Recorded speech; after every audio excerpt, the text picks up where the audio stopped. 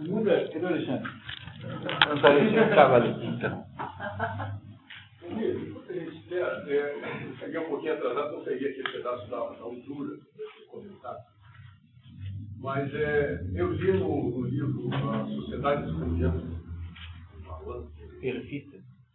que foi muito ruim para o resultado da sociedade. Durante 700 anos, a Igreja Católica, naquela época, a Igreja, ela condenou vamos dizer assim, o processo de usar o dinheiro para fazer dinheiro. E que isso depois, mais tarde, com os holandeses, os huguenotes, eles fugiram disso, tinham lá o Estado independente, e começaram a comercializar, financiando expedições dos navegadores, que iam viagens, e vendiam por um valor muito maior, que era a tal usura. E que isso deu um grande impulso à economia. A economia que são hoje os protestantes. Né? São 8% da população mundial e tem mais da metade da terra. E que inclui os Estados Unidos, né? Os ingleses, os holandeses e os Estados Unidos. Os Estados Unidos tem que ter um pouco de cuidado, porque é um país muito multirreligioso, né? Embora tenha tido lá uma origem. Agora, só veja só que lá no tempo de Aristóteles já tinha usura. Mas ele não é uma invenção moderna. Ele condenava a usura? Ele condena a usura dizendo que é a única maneira legítima, no sentido, a única maneira natural, não legítima, de se obter ganhos, né? Ou, concretamente, se obter o produto para a vida, né? Os elementos para a vida real, é você buscar isso na natureza, produzir a solução da natureza.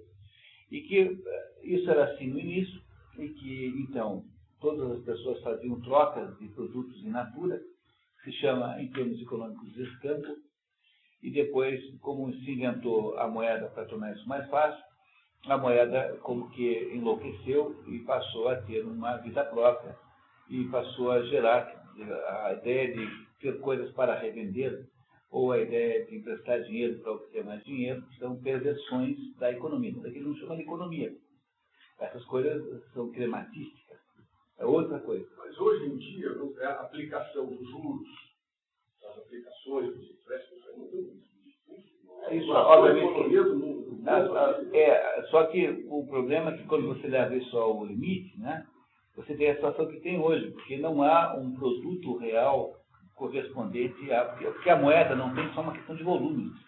A moeda também tem o problema da velocidade. Por exemplo, eu e o Fábio aqui vamos montar resolvemos vender limonada na porta do estádio, domingo.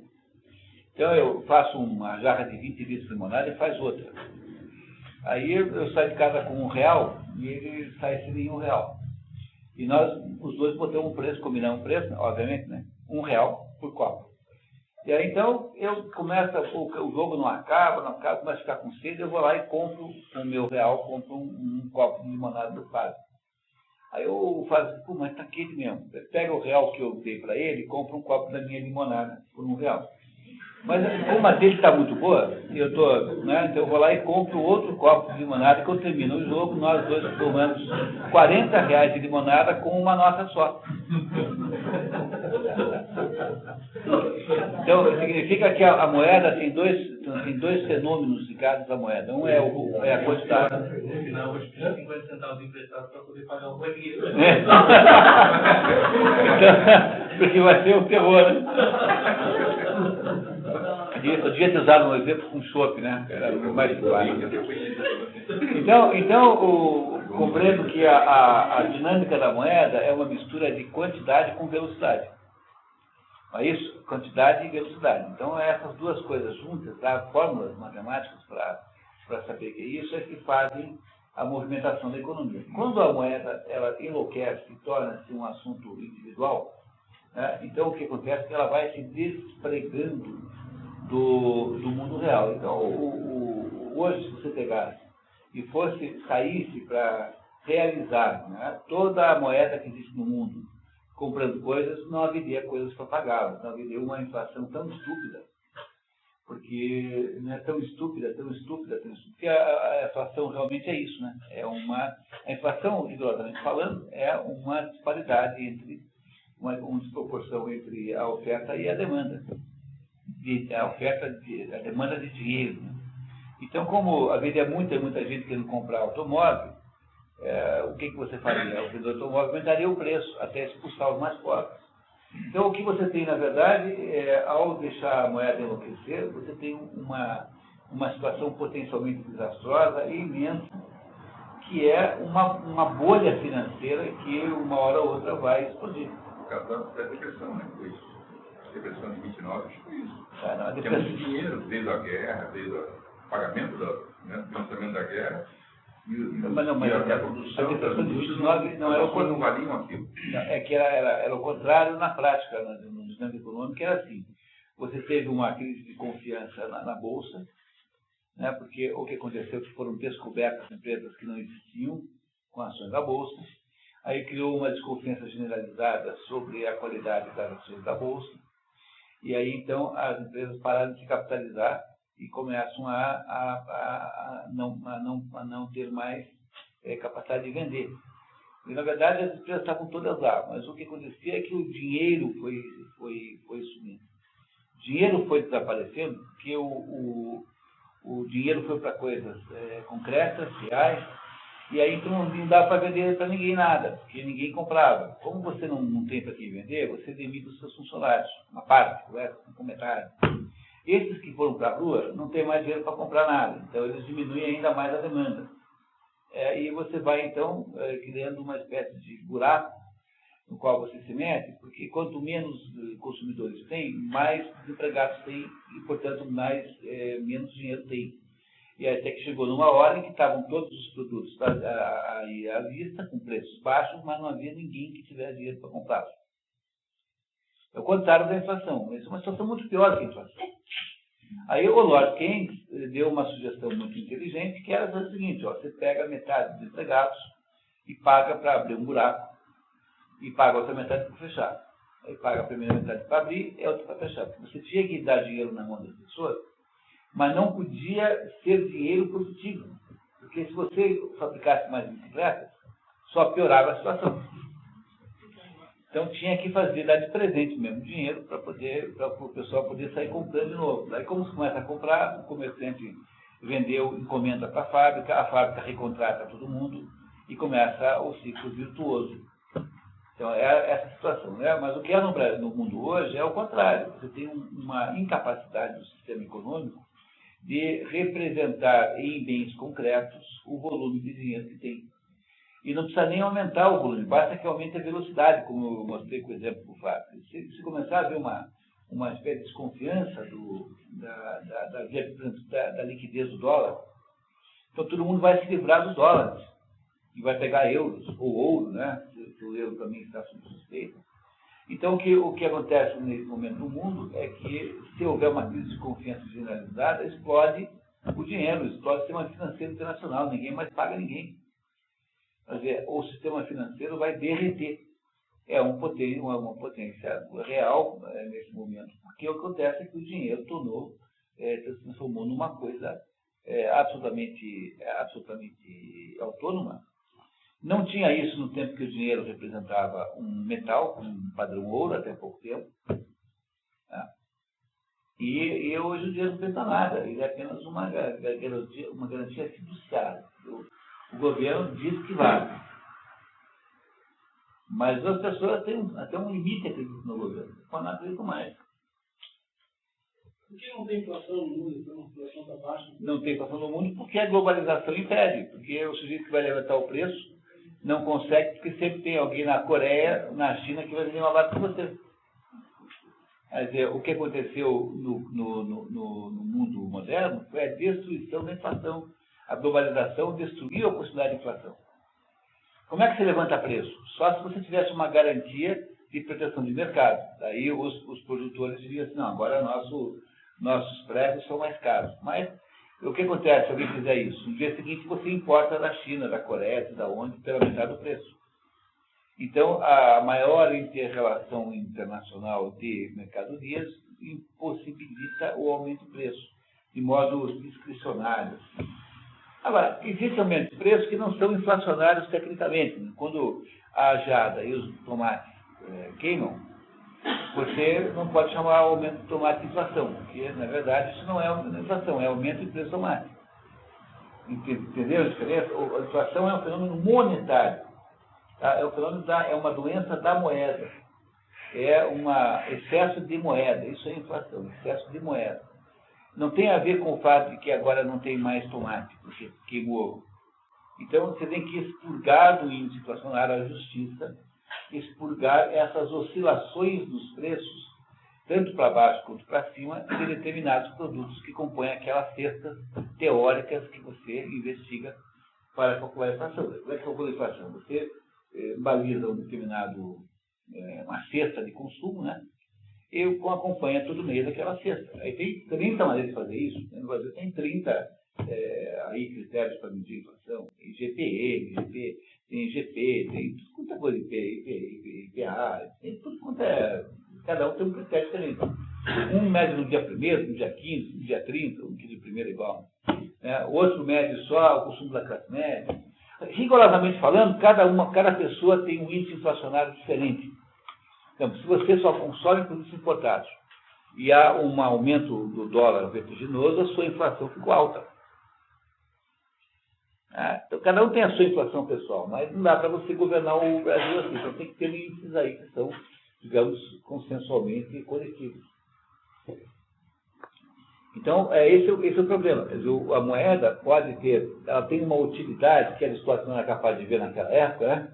Ela tem uma utilidade de ajudar a economia a funcionar com mais eficiência, ela aumenta a eficiência da economia, mas ela não pode se transformar numa coisa autônoma, como acontece hoje, em que todo o dinheiro que está nas bolsas de mercadorias, que teoricamente correspondem... Vocês compreendem como é que funciona uma bolsa de mercadorias? É assim, hoje um saco de soja, vamos imaginar que deve estar alguma coisa como R$45, um pouco menos, né? 12 dólares, deve estar R$30. Então, eu chego aqui com ele e eu digo, vamos fazer uma aposta? Então, eu aposto com você que vai estar R$50 daqui a tanto tempo, e você aposta ao contrário. Então, nós dois fazemos uma aposta, e toda vez e quando chegar lá naquele dia, a gente vê quem ganhou, e daí quem ganhou paga por outra diferença. E toda vez que vai ficando mais perto de um do outro, cada um tem que casar um pouquinho de dinheiro, que é a tal da margem. Então, se eu for pegar todos os contratos de mercadoria, todos os futuros em geral, são todos lastreados no mercado físico da soja, por exemplo. Pô, se eu for pegar todos os contratos e executar, não tem soja para entregar. Quer dizer, dali a 2 meses, quando a gente chegou na data que nós marcamos, eu não vou comprar soja e entregar para ele. Entendeu? Comprar soja cara e vender para ele barato, que é o que aconteceria, né? Eu não vou fazer isso, eu vou pagar para ele a diferença só. Claro, eu pago só a diferença financeira. Por exemplo, eu apostei que ia estar 50, ele apostou que ia estar 35. Então, o que eu tenho que fazer? Já que ele ganhou, eu tenho que dar os 15 de diferença para ele, porque ele ganhou. Mas eu não vou dar em soja, eu vou dar um cheque para você da diferença. Entendeu? Então, os contratos de produtos agrícolas não têm correspondência física. Se eu fosse executar todo mundo, o preço da soja ia para $1.000, porque seria muita gente demandando. Esse descolamento do mundo econômico financeiro, do mundo econômico real, que é o único que o Aristóteles aceita como verdadeiro, é o mal de você produzir esse desenfreado, essa especulação desenfreada, que também é a obra dos protestantes holandeses, alemães e americanos. Que é a usura. Que a usura é um termo que é antigamente aplicado à ideia de emprestar a juros, né? Mas o que Aristóteles está aqui chamando de usura é tanto a ideia de emprestar a juros como especular com mercadorias. As duas coisas são chamadas de usura aqui. Ou seja, é quando você faz o dinheiro gerar dinheiro. O mundo econômico puro para Aristóteles é um mundo em que você procura produzir. O que é o mundo econômico de Aristóteles? É o mundo do sujeito que levanta de manhã, vai lá e ordenha as vacas. Entendeu? Então, você está usando a possibilidade desse animal para sustentar sua família. E o mundo que ele condena é do sujeito que aperta botões e especula usando dinheiro para gerar dinheiro e fica rico fazendo isso. Mas ele acha que há uma diferença de valor moral entre as duas coisas. Então, é claro que ele não tem 100% de razão, né? Porque há um aspecto positivo nisso. Só que ele tenta fazer o mérito do Aristóteles é nos mostrar a diferença. Talvez a gente nem sempre perceba com clareza. Essa diferença é importante. Quando ele chegou às mesmas conclusões do Adam Smith. É isso mesmo, porque o Adam Smith é o sujeito aristotélico. Esse que é o problema, né? Quer dizer, o Adam Smith chega às mesmas conclusões. Percebam aí, então, como o capitalismo, no fundo, depende de um esquema ético. Porque o Aristóteles está aqui, na verdade, nos falando de um esquema ético, e não de um esquema econômico puro e simples. Então, não há capitalismo que gere esse próprio. O capitalismo só funciona porque existem esquemas morais que estão acima dele. Ou não estão, né? E quando não estão, fica essa bagunça, por exemplo, que tem aqui no Brasil. Então. Já viu aquele documentário da Enron? Os mais espertos da sala. Que mostra a falência da Enron, que era só vivendo de ilusão. Você aumentar o valor da bolsa, ilusão. Mas ali havia uma coisa chamada cobiça, que consiste em você falsificar o balanço. Que ali é outro fenômeno, aí é crime puro e simples. Você inventa, manipula a contabilidade, né? Até porque o problema é que esse pessoal recebe bônus pelo desempenho. Então, qual é o sentido que tem de você criar um balanço com juro modesto, um lucro modesto? Você faz o quê? Você manipula tipicamente as contas diferidas, as contas de investimento, você faz de conta que, entendeu? Uma certa despesa que baixaria muito o lucro é diferida em 20 anos. E eles controlavam a energia, eles geravam apagões para aumentar o valor. Mas aí está falando de crime, cobiça, né? Cobiça criminosa. Bom, então, continuamos, pessoal, na página 45. Você viu que acabou o biscoito? Acabou o biscoito. Bom. Então, eu tenho esse filme aí, eu indico, sabe assim como não você ficar esperto, distinguir assim as pessoas, às vezes as pessoas, eu mesma vi algumas pessoas que já passaram na minha vida naquele filme lá, sabe? Foi uma lição. Eu tenho esse filme, se alguém quiser, eu me empresto. Vale a pena. É um documentário. Muito bom. Não é mais confuso, não. Então, eu só queria, Alexandre, para o seu registro, esse Diversos Espécies de Cidadãos é o livro 3º, capítulo 3º. Então, vamos. Tá. Então, as diversas espécies de cidadão. Resta ainda uma dúvida sobre o tipo de cidadão. Apenas são os verdadeiros cidadãos os que são admitidos nas funções públicas. Ou essa qualidade pode convir aos operários? Por operários entendam aqui trabalhadores, artífices, servos, todos aqueles que trabalham no fim. Tá? Se os contatos entre os cidadãos sendo conferidos aos cargos, essa prerrogativa não será mais o caráter distintivo do cidadão. Se você considera cidadão, mas não dá cargo, então cidadão não é mais aquilo que tinha antes, que era poder ter cargos. Mudou o conceito. Se não contarmos os classes portarentos, não são nem estrangeiros, nem naturalizados. Classificá-lo-emos da mesma forma. Não haveria inconveniente. É assim que excluímos os escravos e os libertos do número dos cidadãos. Pois não se deve julgar quem sejam cidadãos, todos aqueles de que a cidade não pode prescindir. Quanto a essa denominação, distinguiremos até entre as crianças e os homens adultos. Esses são cidadãos pura e simplesmente.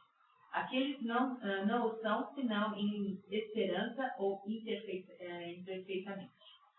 Antigamente, entre alguns povos, o artesão seu operário estavam no mesmo pé que o escravo e o estrangeiro. Ainda acontece o mesmo atualmente em muitos lugares, e jamais um Estado bem constituído fará de um artesão um cidadão. Caso isso ocorra, pelo menos não devemos esperar dele o civismo de que falaremos.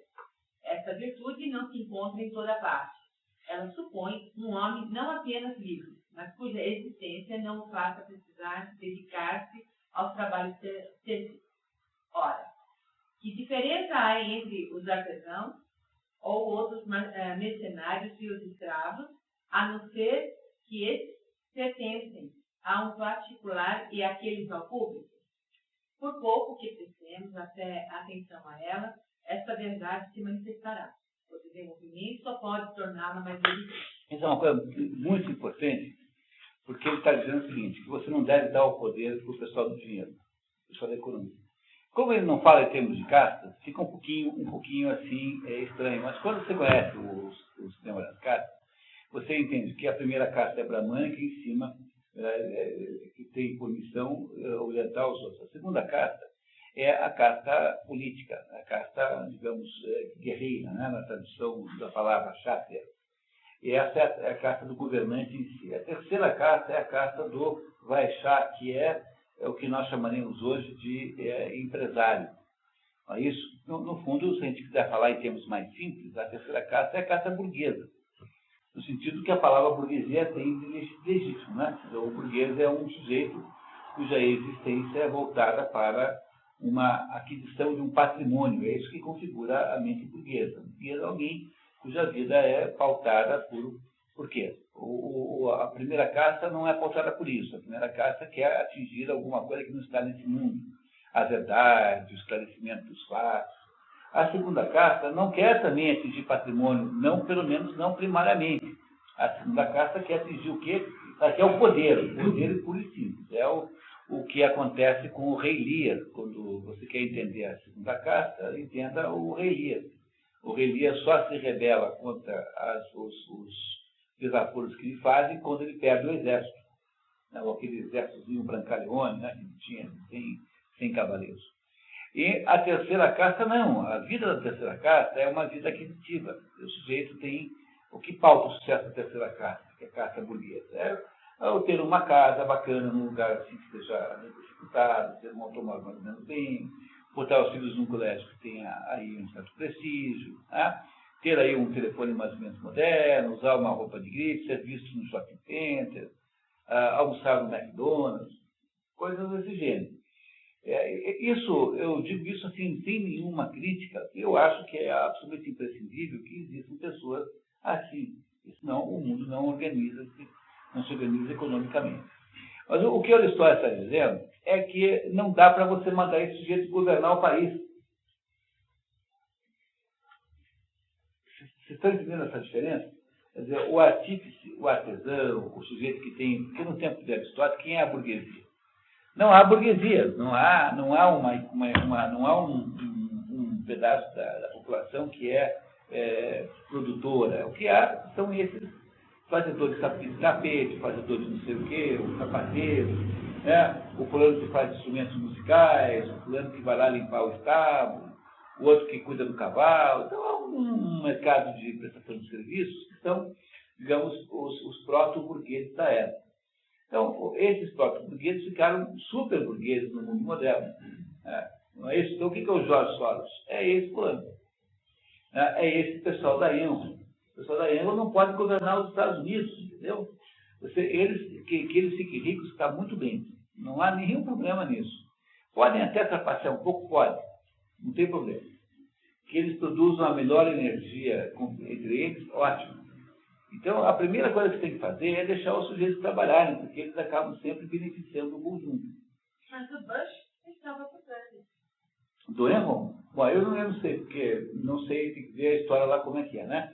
Mas o que acontece é que essa gente que tem essa... Veja, como é que é a ética da pequena burguesia? É essa ética que fica aí brigando com corrupção.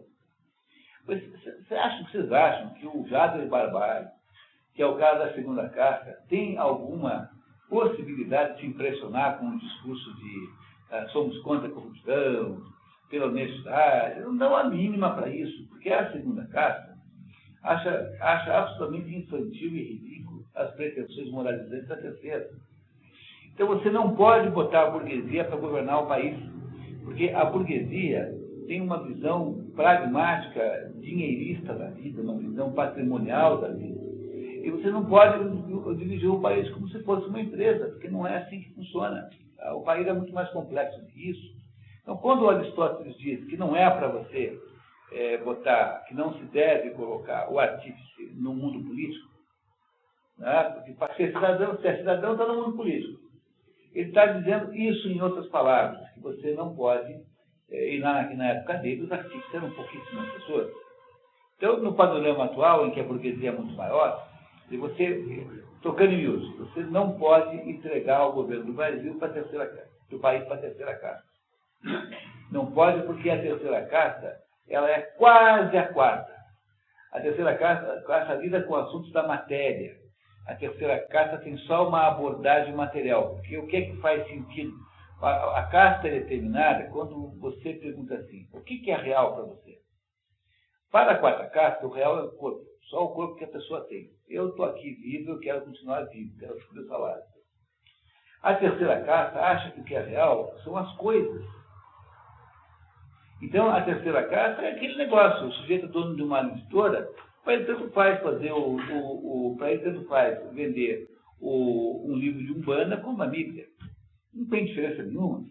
Ele vende o que as pessoas compram, entendeu? Ele não acha que tenha nenhum problema com isso. Quando você encontra um empresário que faz o contrário, é só esse maluco do Chaim, que resolveu não vender o livro da Zélia, porque acho que ela pegou de herdeira, ele ficou curioso. Mas é só um ato assim, de pirotecnia, né, midiática, porque, no fundo, sempre terá um empresário para tudo, para a carne humana, para a gente, para qualquer coisa. Então, você jogar o poder do país nas classes trabalhadoras, tanto a quarta quanto a terceira, você está cometendo um erro extraordinário, porque eles são ligados à matéria. Não é isso? Então, os Vedas dizem assim, no final do ciclo atual, no Kali Yuga, as pessoas terão filhos para comê-las em churrasco. Que é mais ou menos o que acontece aí na prática. A ideia de que tudo pode ser comercializado, que não há nenhum limite moral para nada. Por exemplo, eu posso fazer clones de pessoas. Mas eu não posso fazer um clone de pessoa de modo nenhum, porque isso é a maior crueldade do mundo. Você não tem o direito de inventar alguém que não tem pai nem mãe, alguém que não existe, que não tem referência histórica. Pois é absolutamente imoral fabricar o clone de uma pessoa. No entanto, sob o ponto de vista comercial, pode ser um bom negócio. Então, se você coloca a terceira casta, que é aquilo que modernamente representa aqui o artesão do Aristóteles, no poder, você vai acabar de cavar a sepultura da sociedade. Eles não podem assumir o poder. A terceira casta está quase na quarta. Quer dizer, são as duas castas de baixo que lidam com a matéria. E a sociedade só pode ser governada com quem consegue estar acima disso, que lida com outras coisas.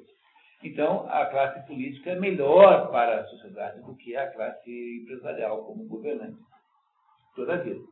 E o Antônio Emílio de Moraes é muito falante e sabichão, mas ele gosta muito de ter monopólio. E oligopólio.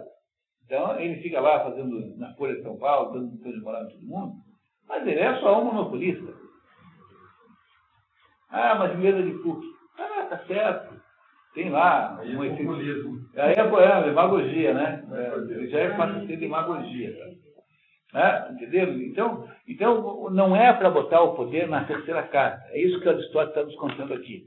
Porque isso não funciona, porque você não pode botar o poder social na matéria. A matéria é quantidade, como diz o Relegnon. Você tem que botar o poder social onde há qualidade, e não na quantidade. E isso não implica em nenhum minuto em desvalorizar a casta burguesa. Eu estou aqui insistindo que ela merece toda a admiração, todo o apoio, porque é dela que virá a solução econômica para o mundo. Ela só não pode estar no trono. Compreenderam? É isso que ele está nos dizendo aqui em outras palavras.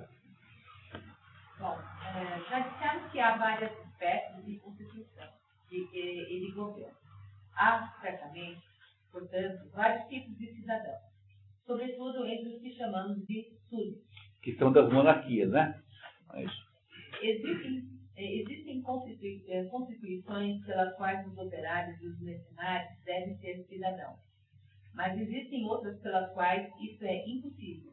Por exemplo, na aristocracia, se é que ela existe, assim como em qualquer outro estado em que se honre o mérito e a virtude. A aristocracia significa governo do meritório, não significa governo do rico. Então, o que é aristos? Aristos é excelente. Então, o que é a aristocracia? É um governo em que pessoas, pela sua excelência, governam. Existem exemplos de aristocracia no mundo? Existem, muito poucos. Reparem que ele é profundamente cético da existência disso, né? Então, na prática, o que acontece, ele vai nos contar aqui uns 2 dias, é que o que a aristocracia na prática é o governo dos ricos, que é a plutocracia. Então, a sua forma degenerada é a oligarquia, que está associada com dinheiro. Então, na verdade, o que Aristóteles fará é nos explicar todos esses métodos de governo, mas, no fundo, com um ceticismo enorme da viabilidade real de coisas como a aristocracia. Porque não, é difícil fazer na prática. E depois vai nos explicar, e tende sempre para virar apenas o governo dos ricos. Isso não é mais ou menos o modelo perfeito de Platão lá? E aí, na prática, é uma oligarquia? No caso do Platão, é uma monarquia. E não uma aristocracia. É uma aristocracia de um só, do filósofo. Né? Daí vira uma monarquia. O modelo de aristocracia, se você quiser saber o que esses modelos que você encontra na ficção, em que há o conceito dos anciãos. Por exemplo, você ouve a flauta mágica. Então, o que é o sarastro? O sarastro é o governante lá, que é, por sua vez, o representante do conselho de anciãos. Então, os anciãos são, teoricamente, os nobres, né, os homens experientes, que são assim, venerados como sábios, é quem dirige. Isso é uma aristocracia. Aqui, o problema é saber como é que você escolhe os aristocratas. E aí, na prática, o aristocrata sempre tem cara de dinheiro, né? No mundo moderno, ficou com cara de gente endinheirada. E gente endinheirada não tem mérito obrigatoriamente só porque é endinheirada. Mas eu estou antecipando o assunto, depois ele vai explicar isso, tá? Então, vamos continuar aqui para a gente conseguir vencer a nossa cota do dia. As obras da virtude são impraticáveis para quem quer que leve uma vida mecânica e mercenária. Você viu, né? Tá. Na oligarquia, em que o bem conhecido como riqueza abre as portas para os melhores cargos, o povo miúdo não é dividido na classe dos cidadãos, mas os artesãos não são incluídos. Eles podem enriquecer e se tornar cidadãos uma vez que tiverem feito fortuna. Em Tebas, o próprio comércio dificulta o acesso à cidadania. Havia uma lei que exigia que, se tivesse fechado a loja e deixado de vender há 10 anos para ser admitido. Viram que coisa extraordinária? Não só você não pode botar nenhum burguês no poder, como se tem que ter pelo menos 10 anos de desburguesamento para poder ser aceito como cidadão. 10 anos para indenização. Isso que acontece no Brasil, né? Não, veja, é apenas um exemplo. Como o Aristóteles foi estudar as coisas reais, né? Entendeu? Ele foi estudar uma por uma, né?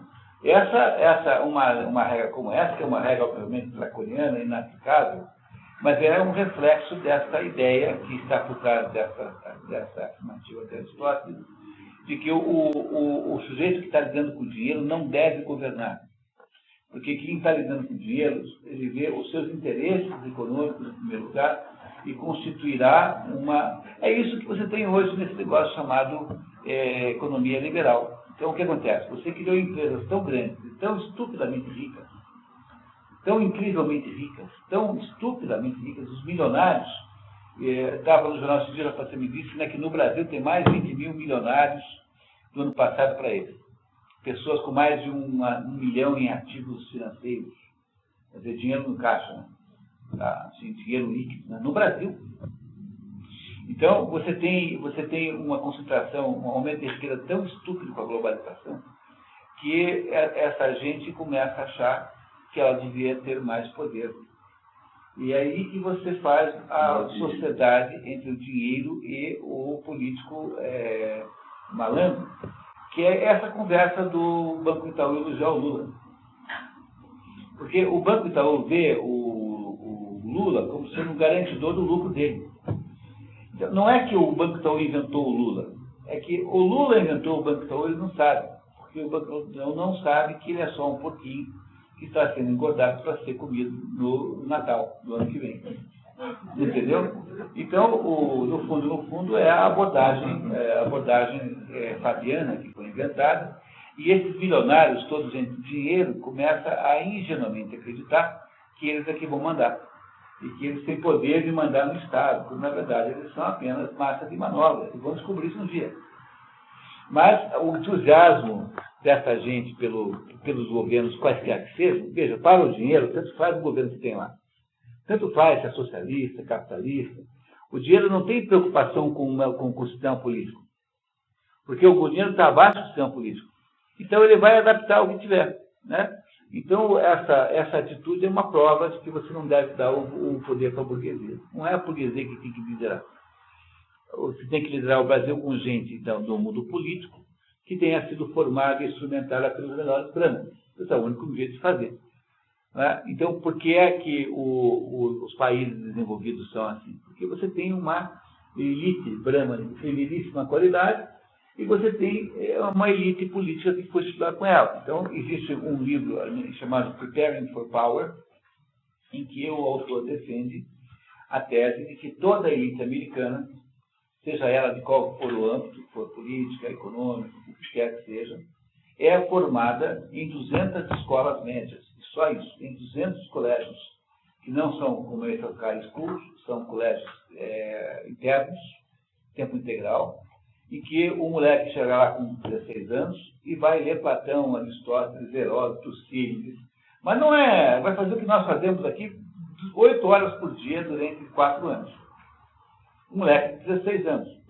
E esse sujeito, quando sai, vai ser presidente da General Motors, vai ser não sei o quê, vai ser juiz da Suprema Corte, vai ser essas coisas todas.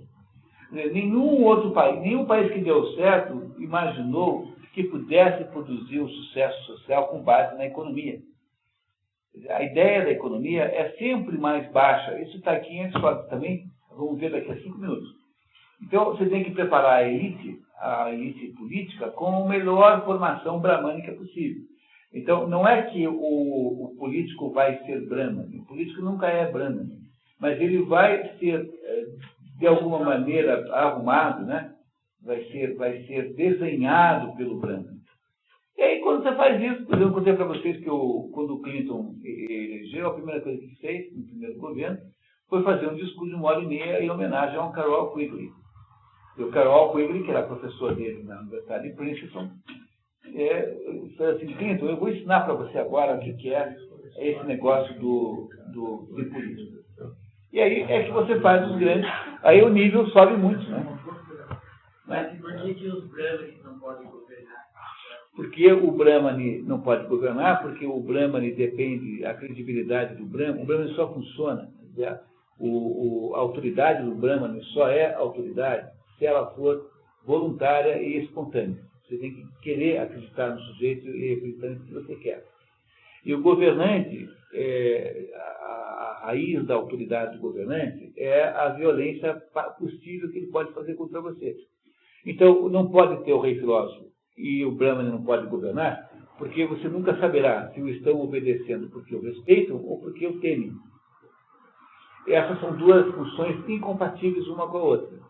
E é por isso que é preciso deixar os políticos governarem e os brahmanes precisam melhorar os políticos. Ele também não tem vocação para isso. Tudo começa de cima para baixo. Então, o ano passado eu fiz uma... O poder eclesiástico pode ajudar se eles cristianizassem de verdade os brasileiros, os políticos que saem da sociedade brasileira, já por serem cristãos, só por isso já seriam muito melhores. Você já teriam já determinados constrangimentos morais, teriam, por exemplo, não, uma coisa com determinadas leis nem estariam em cogitação, porque seria completamente inútil lidar com elas. Então, o problema do Brasil é a baixa cristianização, é a baixa formação da elite. Ou seja, só tem um jeito de melhorar o Brasil, que é melhorar a elite. O resto é tudo bobagem, tudo besteira. Não tem nada aqui. Melhorar a taxa de juros melhora conjunturalmente. O Brasil só melhora se a gente produzir uma elite muito melhor. E para produzir uma elite muito melhor, nós temos que melhorar imensamente a qualidade dos brahmanes. Logo, no final das contas, no frigir dos ovos, toda a culpa acaba sendo da URSS. Em última análise, é verdade. É isso mesmo. Quer dizer, fica sendo dessa multidão de picaretas chamadas intelectuais no Brasil, que não leram livro nenhum, e se metem por aí a fazer a cabeça dos outros. Não é os picaretas da URSS, é o complexo sindical do custo. É isso mesmo. Tá. Vamos lá. Existem, em compensação, outros estados em que a lei atrai os estrangeiros pela perspectiva dos direitos de cidadania, pelo menos para seus filhos. Em certas democracias, por exemplo, basta para ser um cidadão ter nascido de uma mãe do lugar. Em outros lugares, por falta de cidadãos legítimos, os bastardos são admitidos como tal. Aqui essa palavra está absolutamente errada, porque bastardo é aquele que é filho de pai desconhecido. Mas aqui o que ele está querendo dizer é que é filho de mãe que não é da terra. Entendeu? Então não é bastardo, é filho de estrangeira. Entenderam? Tá? É filho de uma mãe que não nasceu ali. Então, chamar de bastardo, isso é uma maneira bastarda de empregar a palavra bastardo. E basta. A falta de homens força a usar desses recursos. Mas, quando a população chega à sua justa quantidade, pouco a pouco se dispensa. Primeiro as crianças nascidas de mãe ou de pai escravo. Depois os que só se ligam à pátria pela mãe. E então só se reconhecem como cidadãos os que foram gerados por dois compatriotas. Por que no Brasil, todo quanto é gerente de recursos humanos, coloca no jornal que para ser censurista tem que ter curso de segundo grau? Porque tem tanta gente querendo ser censurista que você tem que criar algum obstáculo. Então, se continuar assim, daqui a pouquinho tem que ter pós-graduação no ITA para você ser censurista. Então, os departamentos de recursos humanos inventam essa bobagem, porque para ser censurista não precisa saber nem nada, basta saber os números. Qualquer analfabeto sabe os números. Então, ficam inventando esses obstáculos absurdos apenas a título de facilitar o processo de mandar a maioria embora. É a mesma coisa aqui. Se não tem gente vivendo ali, você aceita todo mundo cidadão. Você está com muita população? Não, tem que ser filho de pai e mãe da terra nas últimas 32 gerações. É com aquele negócio do boteco, né? Só fazemos teatro para pessoa com mais de 80 anos que veio em companhia do pai e da mãe. Tem isso nos botecos, tem essa plaquinha parada. Boteco vagabundo, né? Boteco vagabundo, né? Bem vagabundo. Mas bem frequentado. Olha, cara, continua. Resulta de tudo isso que há várias espécies de cidadãos. Mas os verdadeiros são apenas os que participam dos cargos. Quando Homero fala de um fugitivo ou de um vagabundo, ele é pela exclusão dos cargos públicos que é ou característico. Tratados sem nenhum respeito, excluídos da cidade. Aí tem uma continuação que ele não fez, como um estrangeiro desonrado. Como um estrangeiro desonrado. Que ele não traduziu aqui, mas está nos outros textos. Tá.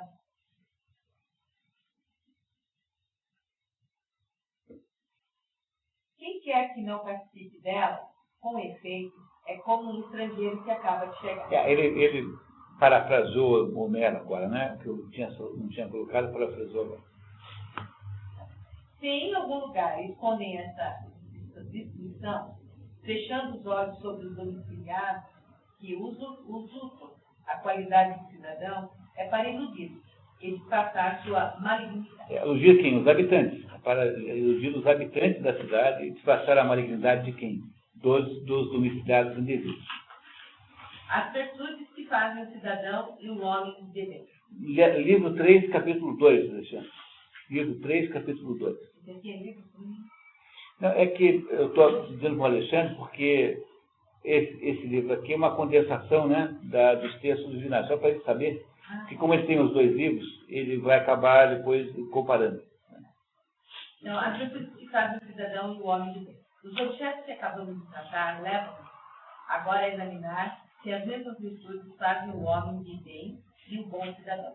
E, já que essa questão vale a pena, tentemos de início tratar um ligeiro pouco das virtudes. Podemos comparar os cidadãos aos marinheiros. Ambos são membros de uma comunidade. Ora, embora os marinheiros tenham funções muito diferentes, um empurrando o remo, outro segurando o leme, um terceiro vigiando a proa, ou desempenhando ou alguma outra função que também tem seu nome, é claro que as tarefas de cada um têm sua virtude própria. Mas sempre há uma que é comum a todos, dado que todos têm por objetivo a segurança da navegação, a qual aspiram e concorrem, cada um à sua maneira. De igual modo, embora as funções do cidadão sejam dessemelhantes, todos trabalham para a conservação de sua comunidade, ou seja, para a salvação do Estado. Por conseguinte, é a esse interesse comum que deve relacionar-se à virtude do cidadão. Interesse está faltando é. Portanto, se há várias espécies de governo, é impossível que as virtudes cívicas e os civismos perfeitos sejam os mesmos em toda parte, ou que eles se confundam com a virtude absoluta, pela qual distinguimos as pessoas novas. É evidente que se pode ser bom cidadão sem possuir virtudes tão eminentes. Então isso é importante, viu? As virtudes que fazem um homem bom não são as virtudes que fazem um bom cidadão. Por quê? Porque se em todos os lugares os cidadãos são diferentes, conforme os diversos formatos e fórmulas, então seria impossível que as virtudes de uma boa pessoa fossem iguais às de um bom cidadão, porque a virtude de um bom homem é sempre a mesma, e é uma só. Entenderam o que ele está dizendo? Que não é possível, portanto, nós acharmos que a virtude de um bom homem é igual a de um bom cidadão. Porque as virtudes dos cidadãos variam conforme o governo, conforme o tipo de Estado que eles têm. E as virtudes de um bom homem não, são sempre as mesmas.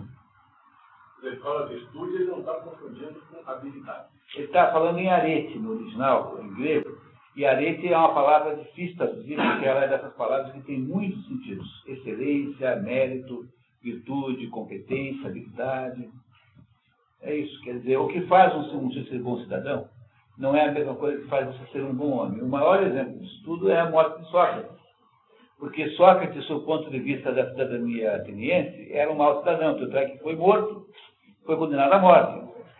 Ou seja, ele não era bom cidadão, mas era um homem maravilhoso. Compreenderam o que ele está dizendo? Que não há uma equivalência entre essas duas coisas, porque se houvesse todos os sistemas políticos, portanto, todos os esquemas de cidadania teriam de ser os mesmos. E não são, na prática. Jesus Cristo também. Jesus Cristo, do ponto de vista do governo de Israel, né, no governo lá eu não pensei como é que era aquilo lá, juridicamente, da Judéia, era um criminoso. Então, o melhor homem de todos, se pode ser imaginado que já existiu, era, ao mesmo tempo, o pior dos judeus. Do ponto de vista da cidadania judaica, ele era o pior homem de todos. Entenderam o que ele está dizendo? Tá. Então, continuamos. Porém, para melhor discutir essa questão, convém situar-se no melhor governo possível. Veremos, por um lado, que é impossível que o Estado seja composto inteiramente de homens perfeitos. E, por outro lado, que é preciso que cada um execute o melhor possível de suas funções. Uma vez que parece impossível que todos os cidadãos se assemelhem, não pode o mesmo gênero de virtude fazer o bom cidadão e o homem de Deus. Mas todos devem ser bons cidadãos. É daí que provém a bondade intrínseca do Estado, sem que seja necessário que haja entre todos igualdade de méritos. Olha que coisa maravilhosa que eu vou te dizer. Quer dizer, nós diríamos assim, com um pouco mais de estilo, né? A beleza intrínseca do Estado, da cidade. Quer dizer, qual é a beleza intrínseca da economia de mercado? É assim, Você, quando vai comprar um sapato, ou quando vai comprar um pacote de pipoca, ou quando manda fazer uma saia, quando vai procurar um dentista, você não está preocupado se o sujeito é atleticano, não é, se o sujeito é maçom, não é, se ele é protestante também tanto faz, não é? Não é isso? Quer dizer, quando o sujeito vai ao dentista, ele não vai porque trata-se de um dentista que torce no mesmo time que ele. Todas essas questões são todas secundárias frente ao fato de que ele é um bom dentista. Isso foi maravilhosamente bem estabelecido por Santo Agostinho, lá pelo ano 400, 300 e pouco, dizia assim, foram brigar com ele, porque ele havia mandado fazer um par de sandálias num sapateiro ateu. Então, os cristãos foram lá cobrar. Pô, mas tem tantos sapateiros que estão aí precisando de sandália, de trabalho, né? Ele falou assim, olha, a obrigação do sapateiro é fazer bons sapatos. E acabou. Então, o mérito da economia de mercado, a beleza da economia de mercado, é que as escolhas de troca que acontecem nela não são associadas a questões tribais. Né? O que é uma questão tribal moderna? Coxas contra atleticanos, né? Protestantes contra católicos. Essas coisas tribais não interferem no mundo econômico, ou muito pouco, porque há uma espécie de equalização. O dinheiro é um equalizador. Então, o dinheiro não tem time, não tem partido. Não tem...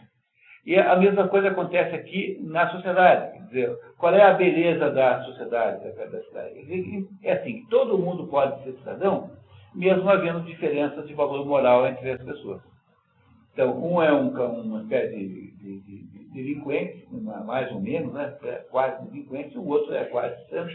E esses dois podem ser igualmente cidadãos, independente disso. Mas o sistema político independe do seu valor moral pessoal, que é o que ele está nos contando aqui. O mérito de um homem de bem e o de um bom cidadão são, portanto, coisas distintas. O Estado, aliás, é um composto de partes dessemelhantes, aproximadamente como o animal que compõe da alma e do corpo.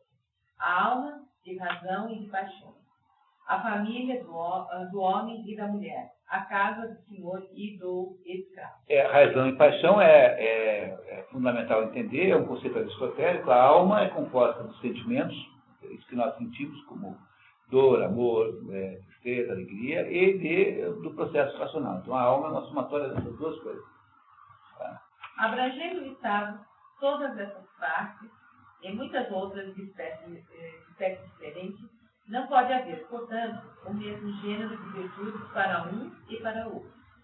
Assim, num grupo de dançarinos, é preciso mais talento para o papel do corifeu do que para o decorista. A desigualdade de mérito é, pois, evidente. Aqui está em todas as outras fontes, não fala em dançarinos, mas fala em coristas, porque está falando aqui do coro, o coro do teatro grego. Então, o coro é composto de um corifeu, que é o representante do coro, e dos outros que apenas repetem juntos.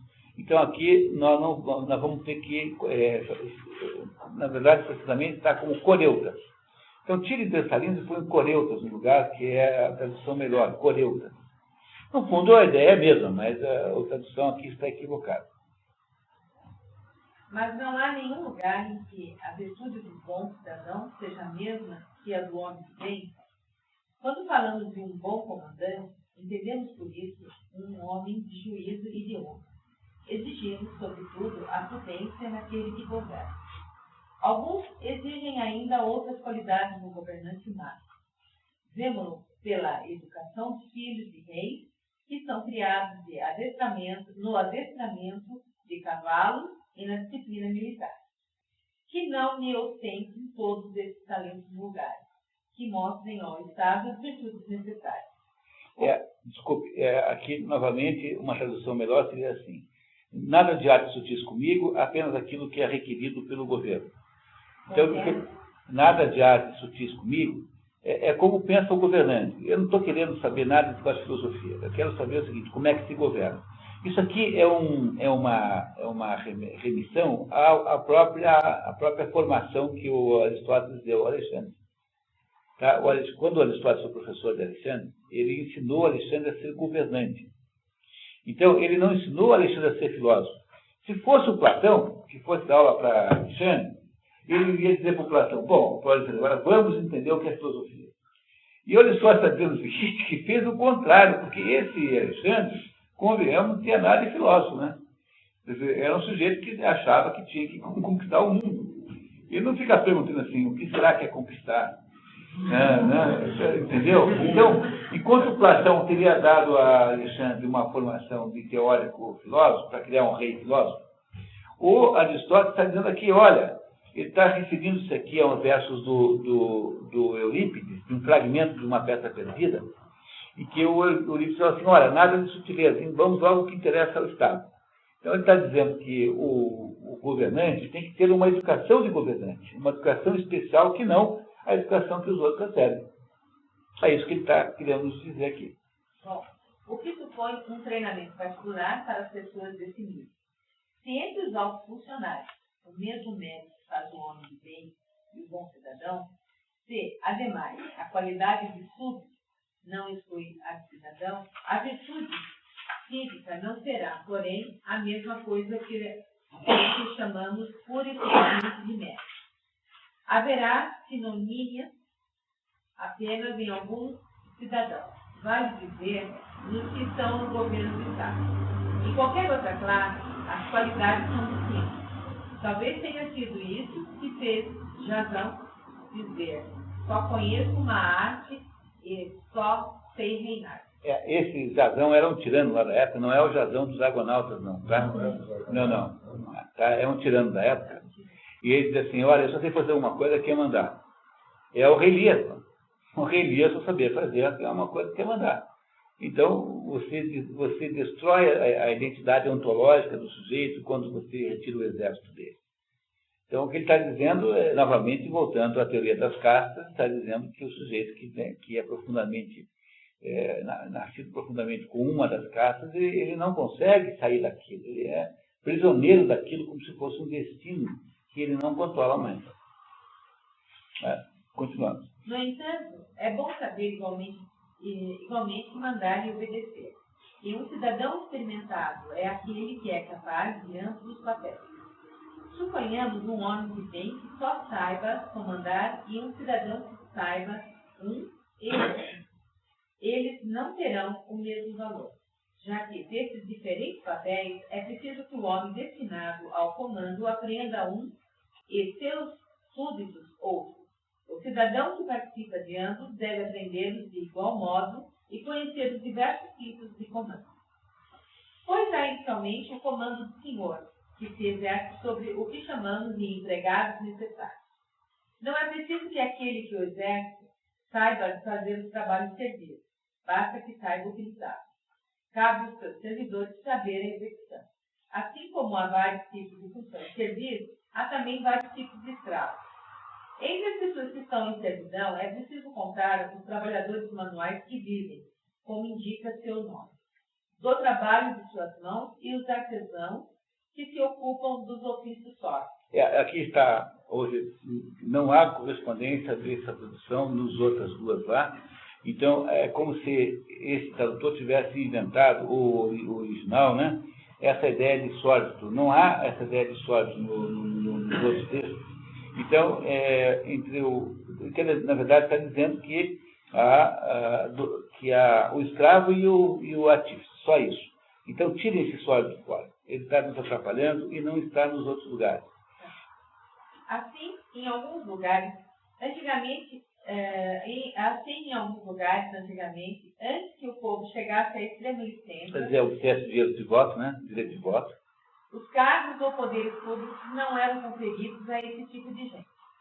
Suas ocupações não convêm nem ao homem de bem, nem ao alto funcionário, nem ao bom cidadão, se não for para o seu uso pessoal, caso ele é ao mesmo tempo senhor e servo. Trabalhos manuais só servem se você for fazer para você mesmo.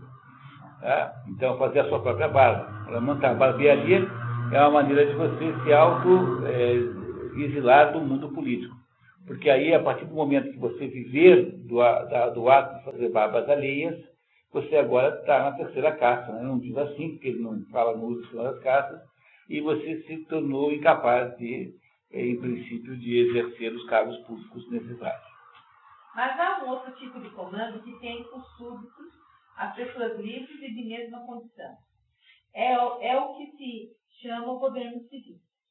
Só se aprende começando por obedecer. Assim, pelo próprio serviço sobre as ordens do Iparca. Iparca é comandante de cavalaria, tá? Comandante de cavalaria na verdade. Se aprende a comandar a cavalaria, servindo sobre o general e os demais oficiais da infantaria. Aprende-se a comandar os diversos graus militares. Existe até uma máxima quanto a isso, que diz que não é possível bem comandar se antes não se tiver obedecido. Ora, esses são dois gêneros diferentes de mérito, e é preciso que um bom cidadão adquira ambos, saiba obedecer e esteja em condições de comandar. Ambos também convêm ao homem de bem, embora de modo diferente, pois a temperança e a justiça diferem até entre pessoas livres, das quais uma é superior e a outra inferior. Por exemplo, entre homem e mulher. Nas outras traduções não há nenhuma menção à infidelidade aqui. Parece ter sido uma contribuição do próprio compilador francês aqui. A coragem de um homem se aproximaria da pusilanimidade. Pusilanimidade é covardia. Se fosse apenas igual a de uma mulher. E a mulher passaria por atrevida se não fosse mais reservada do que um homem em suas palavras. A administração doméstica, em ambos os casos, também deve apresentar alguma diferença, sendo um encarregado de comprar, que é o homem, de economizar e de conservar. Tá. Um que é o homem encarregado de comprar, outro que é a mulher de economizar e conservar. É a gestão da casa da mulher. E o homem é que traga o dinheiro de fora. Entendeu? Essa diferença que mantém-se até hoje, né? Porque mesmo quando há casos diversos, são apenas casos acidentais e não normais. O normal é que os homens sustentem a família. O mérito especial do que comanda é a prudência. Na tradução do tradutor inglês é practical wisdom, quer dizer, sabedoria prática, prudência no sentido de discernimento, bom senso, né? Esse é o sentido que tem a palavra prudência aqui. As outras virtudes lhes são comuns com os que obedecem. Esses não precisam de prudência, mas sim de confiança e de docilidade. São como os instrumentos, ou então como o fabricante de alaúde. E o homem que comanda é como o executante que os toca. Sabemos agora se as qualidades do homem de bem e do bom cidadão são ou não as mesmas, como elas se assemelham em que dizem. Então, não são obrigatoriamente as mesmas, exceto naqueles que governam. Porque não é possível governar sem ter os melhores princípios. E é isso que ele está nos dizendo, que por causa disso é preciso ensinar o governante a ter sabedoria, a ter bom senso. E é por isso que o Alexandre Magno precisa ser aluno do Aristóteles. Olha, na minha família, essa é a minha vida. Estou contando as outras. Mas as mulheres é que cuidam do dinheiro. Os homens trabalham, né? Levam o dinheiro, né? Não é só na minha família. É por isso que o Aristóteles criou a ideia de essencialidade e de acidentalidade. Então, a essencialidade é assim, você tem digamos assim, uma normalidade que de vez em quando sofre modificações. Então, as acidentalidades não modificam a essencialidade, mas são perfeitamente legítimas e acontecem. Então, pessoal, com isso a gente venceu aí a nossa quarta noite. Quase conseguimos o que eu tinha planejado, mas não tem importância, porque quando a gente sai um pouquinho do assunto é benignamente, porque nós não estamos discutindo o futebol nem o Oscar, né? Quando a gente muda de assunto. Tá? Então, então eu queria convidá-los para voltarem amanhã, nesse mesmo bate local, às 7 horas, para a gente chegar aí até quase a página 100, e vamos aos pouquinhos aí chegando. Eu imagino que a nossa velocidade não esteja sendo impossibilitadora da compreensão. Nós estamos entendendo o texto, né? Então, continuamos nesse nosso ritmo aí, que não nos arrependeremos. Então, até amanhã, né?